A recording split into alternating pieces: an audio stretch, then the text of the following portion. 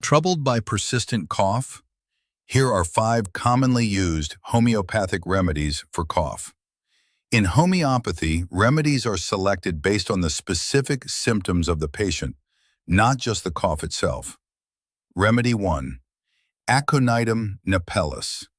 Often used for sudden dry cough after exposure to cold wind with restlessness. Remedy 2. Bryonia alba. Useful when cough is dry and painful, and symptoms become worse with movement. Remedy 3. Drosera rotundifolia. Commonly used for severe spasmodic cough, especially worse at night. Remedy 4. Spongia tosta. Often indicated for dry barking cough that sounds like a saw cutting wood. Remedy 5. Hepar sulphurus calcareum.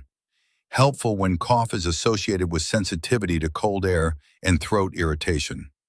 These are some commonly used homeopathic remedies for cough. Follow for more quick homeopathic remedy explanations.